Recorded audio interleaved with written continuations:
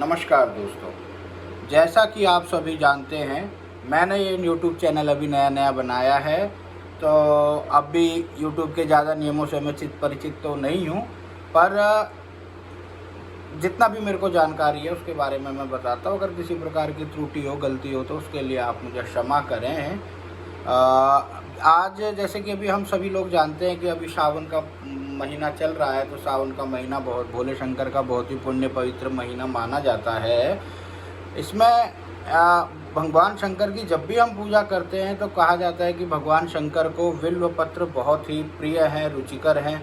तो आज का मेरा जो वीडियो है वो इसी संबंध में है कि बिल्व पत्र को हम कैसे चढ़ाएं और क्यों शिव भगवान को ये प्रिय है और इसको तोड़ने के नियम क्या क्या हैं, बिल्व पत्र की उत्पत्ति कैसे हुई और बिल्व पत्र से किस प्रकार के फल की प्राप्ति होती है। तो आइए दोस्तों, वीडियो बिल्व पत्र के बारे में बताने से पहले जिन्होंने मेरा चैनल सब्सक्राइब नहीं किया है, मैं चाहता हूँ सब्सक्राइब करें, लाइक करें, शेयर करें, ताकि इस प्रकार के ज्ञान को आगे बढ़ाने के लिए हमें प्रोत्साहन मिलता रहे। तो आइए जानते हैं कि सबसे पहले एक आता है विषय कि बिल्व पत्र होता कैसा है, इसकी उत्पत्ति कैसे हुई। तो जैसा कि हम जानते हैं कि बेल के जो बेल का पेड़ होता है उसकी पत्तियों को ही हम लोग बिल्व पत्र कहते हैं या बेल के पत्ते कहते हैं। जो बेल का पत्ता होता है उसमें 3 पत्तियां होती हैं जो एक साथ जुड़ी होती है, लेकिन इसे एक ही माना जाता है। ऐसा नहीं है कि इसमें 3 पत्ते हैं तो आप हम लोग ऐसा समझें कि ये अलग अलग हैं, तो ये अलग अलग नहीं है, ये इसको एक गिना जाएगा। तो स्कंद पुराण के अंदर में बिल्व पत्र के वृक्ष की उत्पत्ति के बारे में बताया गया है कि एक बार माँ पार्वती अपने कहीं बैठी थी तो उनको थोड़ा सा पसीना आया, तो पसीने की बूंदों को उन्होंने हाथ से ज़मीन पर गिराया, तो वो जो पसीने की बूंदें थी वो मंदार पर्वत पर गिरी और उसी पसीने से बिल्व वृक्ष की या बेल वृक्ष की या उसको श्री वृक्ष भी कहते हैं, उसकी उत्पत्ति हुई। तो ये तो उसकी उत्पत्ति का हो गया और कैसे बिल्व पत्र होता है ये मैंने आपको बताया। अब अगला प्रश्न हमारे में आता है कि भगवान शिव को बिल्व पत्र इतना प्रिय क्यों है। कहते हैं कि भगवान शिव को बिल्व पत्र बहुत ही प्रिय है, अत्यंत प्रिय है।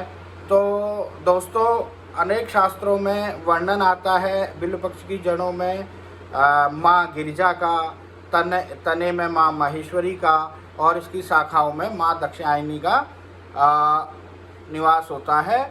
और बेल पत्र की जो पत्तियां हैं उसमें माँ पार्वती का और फूलों में माँ गौरी का और बेल पत्र के फलों में माँ कात्यायनी का वास होता है। तो क्योंकि बिल्व पत्र में माँ पार्वती का वास है और बिल्व पत्र जो है इसीलिए भगवान शंकर को प्रिय है, क्योंकि माँ पार्वती का है और पार्वती का वास है, इसलिए भगवान शिव को अत्यंत ही प्रिय है।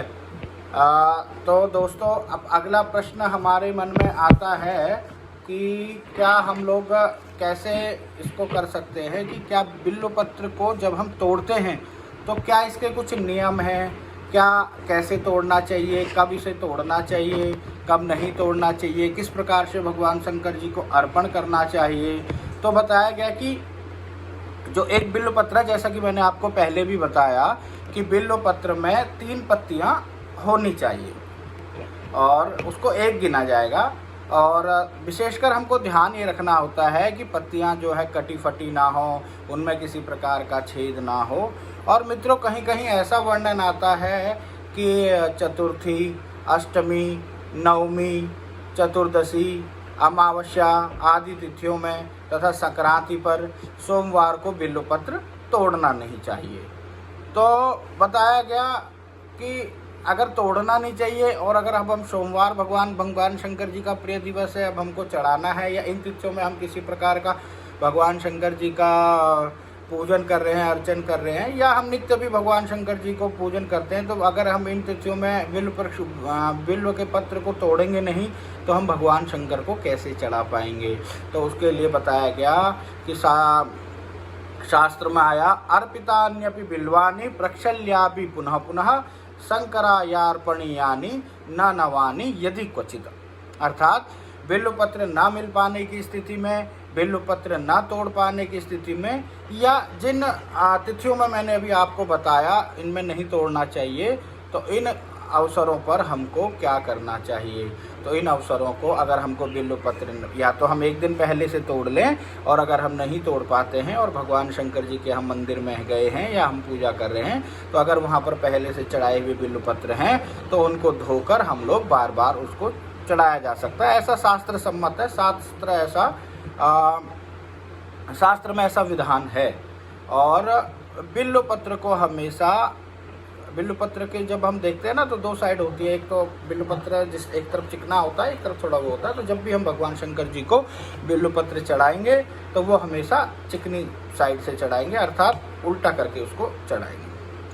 अब हमारा अगला प्रश्न कि बिल्वपत्र शिव जी को चढ़ाने से किस प्रकार के फल की प्राप्ति होती है, क्योंकि अगर हम कोई भी मनोकामना से पूजा कर रहे हैं तो हमको किस प्रकार के फल की प्राप्ति होती है। तो जब भी हम बिल्वपत्र चढ़ाते हैं तो दोस्तों बिल्वपत्र के बारे में कहा गया, त्रिदलम त्रिगुणाकारम त्रिनेत्रम च त्रिदहादीदम त्रिजन्म पाप संहारम एक बिल्वम शिवार्पणम। अर्थात 3 दलों वाला, त्रिगुणाकार, त्रिनेत्र के सदस्य एक बिल्वपत्र चढ़ाने पर 3 जन्मों के पापों का संहार अर्थात नाश होता है। आगे कहा गया, दर्शनम बिल्वपत्रस्य स्पर्शनम पापनाशनम अघोर पाप संहारम एक बिल्वम शिवार्पणम। बिल्वपत्र के दर्शन से और उसके स्पर्श मात्र से ही पापों का नाश हो जाता है, और बड़े से बड़े पाप का भी यदि हम बिल्वपत्र को केवल स्पर्श करें तो भी हमारे अघोर पाप का नाश होता है। तो सभी शिवानुरागियों से प्रार्थना है कि शिव पूजन में बिल्वपत्र अवश्य चढ़ाएं और बिल्व वृक्ष को अपने घर के आसपास जरूर लगाएं। आज की वीडियो में इतना ही। जाने से पहले एक बार ज़रूर कहूँगा कि आप लोग मेरे वीडियो को लाइक करें, सब्सक्राइब करें, शेयर करें और बेल आइकन को ज़रूर दबाएं। धन्यवाद। नमस्कार।